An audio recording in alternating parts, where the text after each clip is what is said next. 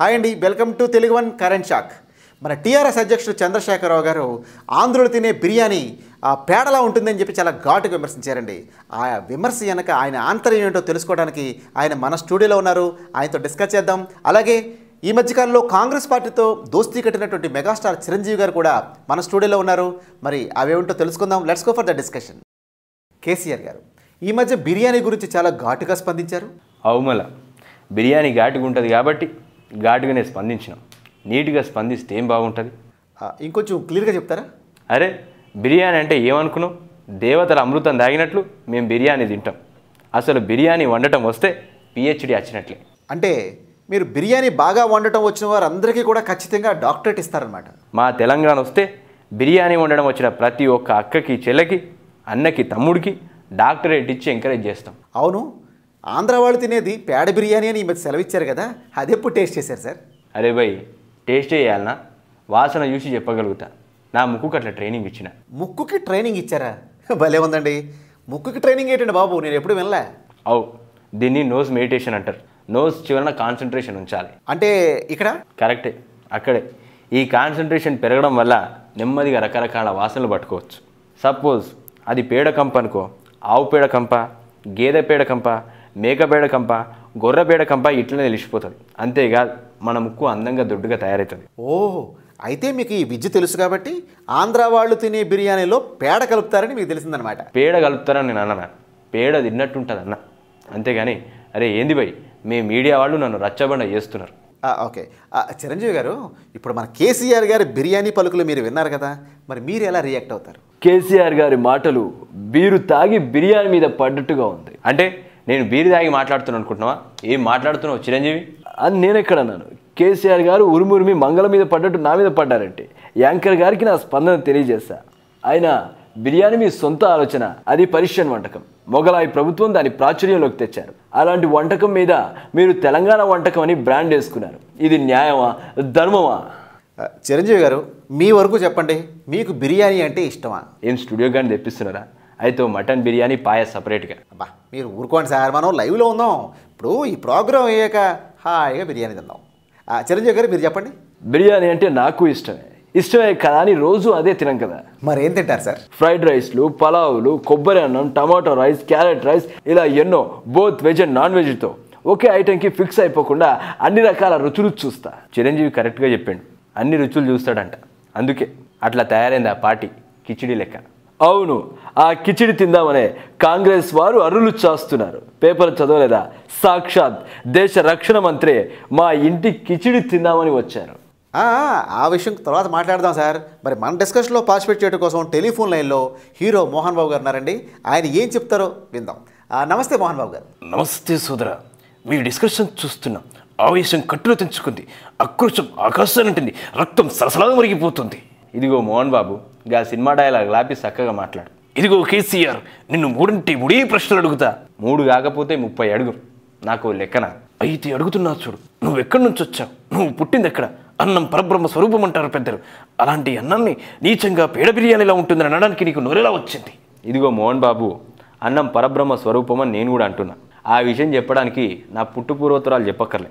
నువ్వు ముందు ప్రశ్నలు అడగడం నేర్చుకో, తర్వాత మీడియాకి ఎక్కువ. మనది కానీ బిర్యానీ గురించి బీరాలు పలికే కన్నా మన తెలుగువారి పులిహోర గురించి మాట్లాడు, సంతోషిస్తా. ఎక్కడి నుంచో వచ్చిన కుర్బానీ స్వీట్ గురించి మెహర్బానీలు చెప్పే కన్నా మన తెలుగువారి బొబ్బట్టి గురించి మాట్లాడి ఉంటే ఆనందించేవాడిని. ఎక్కడి నుంచో వచ్చిన షేర్వాణి గురించి కహానీలు చెప్పే కన్నా మన తెలుగువాడి పంచకట్టు ఉత్తరీయం గురించి చెప్పి ఉంటే అవునా అనేవాడిని. సిగ్గు లేకుండా ఎవడి సాంప్రదాయంలో నీ సాంప్రదాయంగా బ్రాండ్ వేసుకుని బైండ్ వాయించడం తెలుగువాడి సంస్కృతి కాదు. అరే ఇందిరాబాయ్, ఆయన సినిమా డైలాగులు చెప్తున్నాడు, లైన్ కట్ చేయి, దిమాగ్ ఖరాబ్ చేస్తున్నాడు. నువ్వు లైన్ కట్ చేస్తే మాత్రం నా రూటీ సెపరేట్ అయిపోతుంది అనుకున్నావా? నీ తాత తండ్రులది విజయనగరం జిల్లా, నువ్వు అక్కడే పుట్టినట్టు ఆధారాలు ఉన్నాయి. చిన్నప్పుడెప్పుడు నువ్వు ఆత్రం కొద్దీ పేడతో బిర్యానీ చేసుకు తింటే మొత్తం ఆంధ్ర వాళ్ళు పేడ బిర్యానీ అని పత్రికలకెక్కి స్టేట్మెంట్ ఇస్తావా? మా మనోభావాలు దెబ్బతినేలా మాట్లాడతావా? ఇప్పుడు నేను విజయనగరం జిల్లా వాడిని కాదు, తెలంగాణని. నీకు బర్త్ సర్టిఫికేట్ చూపించాలా? అరే ఏం మాట్లాడుతున్నా మోహన్ బాబు, ముందు లైన్ కట్ చేయి. ఓకే మోహన్ బాబు గారు, టెలిఫోన్ లైన్లోకి వచ్చి మీ ఫీలింగ్స్ బాగా ఎక్స్ప్రెస్ చేసినందుకు థ్యాంక్ యూ వెరీ మచ్ అండి. అరే ఏంది భయ్, ఆయన బూతులు తిడుతుంటే ఆయనకు థ్యాంక్స్ చెప్తున్నావు. భలేవారు సార్, మిమ్మల్ని తిట్టినందుకు కాదండి, స్పందన తెలియజేసినందుకు థ్యాంక్స్ చెప్తాను అనమాట. చిరంజీవి గారు, మరి మీరు ఈ మధ్య కాంగ్రెస్లో చేరుతున్నారు కదా? నేను చేరడం లేదు, వారే నన్ను చేర్చుకుంటున్నారు. ఏదైతేనో హస్తగతం అవుతున్నారు. అవును, మిమ్మల్ని రాజ్యసభకు పంపించి కేంద్ర మంత్రి పదవి కట్టబెట్టే యోచనలో సోనియా ఉన్నట్టుగా వార్తలు వస్తున్నాయి, నిజమా? అలా అన్నారా? ఆ విషయం మా అరవింద్ నాకు చెప్పనే లేదే. అలాంటప్పుడు మీరు మరి మీ ఎమ్మెల్యేగిరికి రాజీనామా చేయలేము. ఎమ్మెల్యే పదవికి రిజైన్ చేయాలా? మరి చేయకుండా? అలా అయితే చచ్చినా చేయను. మా అరవింద్ని పంపిస్తా. నేను ఎమ్మెల్యేగా ఉంటే సీఎం అయ్యే ఛాన్స్ ఉంది కదా. నాయనా చిరంజీవి చాలా దూరం ఆలోచించాడు. చిరంజీవి గారు, మరి అరవింద్ గారిని కేంద్ర మంత్రి చేస్తే మీ మెగా బ్రదర్స్ ఒప్పుకుంటారా? కొంచెం కష్టం, అయినా సర్దుకుంటాం. అంతేలే, మీరు మీ కుటుంబ సభ్యులే, అంతే కదా పీఆర్పీ అంటే. మీ టీఆర్ఎస్లో కూడా మీరు మీ కుటుంబ సభ్యులే కదా కేసీఆర్ గారు. ఎవరి బొక్కలు వారికి ఉంటాయి, అయినా నన్నెందుకు కెలుపుతూ ఉంటారు. ఓకే సార్, మన మాజీ సీఎం చంద్రబాబు నాయుడు గారు లైవ్లో ఉన్నారు, ఆయనతో మాట్లాడదాం. మన ప్రజారాజ్యం పార్టీ అధ్యక్షుడైన చిరంజీవి గారిని కాంగ్రెస్ వాళ్ళు కలుపుకోవటంలో మరి ఆంతర్యం ఏంటంటారు? దిక్కుతోచని పరిస్థితుల్లో దిక్కుమాల నిర్ణయం కూడా తీసుకోవాలి కాబట్టి చిరంజీవి వారికి దొరికాడు. అంటే వారి కాంబినేషన్ సక్సెస్ కాదంటారా?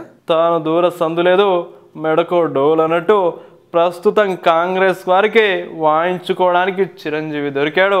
ఆ అవకాశం చంద్రబాబుకు రాలేదని కుళ్ళు. ఏం మాట్లాడుతున్నారు చిరంజీవి గారు? అవకాశం వస్తే మాత్రం నీలా తోకాడించి వెళ్ళిపోయాని కాదు. 30 సంవత్సరాల చరిత్ర ఉన్న పార్టీ, మా ప్రధాన శత్రువు కాంగ్రెస్ పార్టీయే. అయినా నీ మీద కుళ్ళు ఎందుకుంటుంది? జాలి తప్ప. చిరంజీవి గారి మీద జాలా ఎందుకు సార్? అటు సినిమాలు పోయాయి, ఇటు పీఆర్పీ కూడా గాల్లో కలిసిపోయింది. మెగాస్టార్ కాస్త దగాస్టార్ అయిపోయినందుకు జాలి కాక మరేమొస్తుంది? నా మీద అంతగా జాలి పడక్కర్లేదు చంద్రబాబు గారు. నా 150 సినిమా రాబోతుంది. ప్రజల్లో మంచి ఎక్స్పెక్టేషన్స్ ఉన్నాయి. దాన్ని క్యాష్ చేసుకోవాలని కాంగ్రెస్ వారు భావిస్తున్నారు. మేము కూడా ఈ అవకాశాన్ని బాగా వినియోగించుకోవాలనుకుంటున్నాం. అయితే తొందరగా కాంగ్రెస్లో కలిసిపోండి. ఇక గ్యారంటీగా 2014 మా ప్రభుత్వం వచ్చి తీరుతుంది. అంత గట్టిగా ఎలా చెప్తున్నారు మీరు? 2014 నాటికి జగన్ ఆస్తుల వ్యవహారం బయటపడుతుంది. పరిటాల హత్య విషయంలో జగన్ వస్తముందని తేటతెల్లమవుతుంది. ప్రజలు జగన్ని చీగొడతారు. కాంగ్రెస్ని ఆల్రెడీ చీగొట్టారు. చిరంజీవిని ప్రత్యేకంగా కొట్టక్కర్లేదు. చంద్రబాబు నాయుడు గారు, మీరు అన్నట్టు 2014 నాటికి జగన్ని అందరూ చీ కొడతారు కాబట్టి, కాంగ్రెస్ పార్టీ ఆల్రెడీ ఫెయిల్ అయింది కాబట్టి, చిరంజీవి గారిని ఆల్రెడీ చీ కొట్టేసారు కాబట్టి తెలుగుదేశం పార్టీ అధికారంలోకి వస్తుందని మీరు అంటున్నారు తప్పితే అందులో మీ గొప్పతనమే లేదన్నమాట. టీడీపీ పార్టీ కరెక్ట్ పార్టీని ప్రజలు తెలుసుకొని మాకు పట్టం కడతారు. ఉంటా బ్రదర్, జై జన్మభూమి. అబ్బో, బాబు చాలా క్యాల్కులేట్ చేసిండు. మా తెలంగాణలో అయితే డిపాజిట్లు కూడా రావు. సీఎం ఎట్లయితాడు? ఆ బాబుకి పగటి కళలు కనొద్దని చెప్తున్నా. Thank you very much Chandrababu Naidu గారు, లైవ్లోకి వచ్చి మీరు స్పందించారు. థ్యాంక్ యూ వెరీ మచ్ అండి. ఓకే, చిరంజీవి గారు అండ్ కేసీఆర్ గారు, మీరు కూడా నిర్మోహమాటంగా మీ యొక్క అభిప్రాయాలన్నీ తేటతెల్లం చేశారు. థ్యాంక్ యూ వెరీ మచ్ అండి. సో మొత్తం మీద కేసీఆర్ గారి యొక్క బిర్యానీ ఘాటు గురించి మనం చూసాం. అలాగే చిరంజీవి గారితో జతకట్టబోతున్నటువంటి కాంగ్రెస్ పార్టీ భవిష్యత్తు కూడా మరి భవిష్యత్తులో ఎలా ఉంటుందో మనం వేచి చూడాలి. అంతవరకు bye. Telugu Desam party, Congress party, Janata Dal party, BJP party, చిన్న పార్టీలైనా పెద్ద పార్టీలైనా మీ జెండాలకు వేల వేల దండాలయ్యా. మీ పార్టీల్లో గుండాలను చేర్చకండయ్యా, రౌడీలను అసెంబ్లీకి పంపకండయ్యా. తెలుగుదేశం పార్టీ, కాంగ్రెస్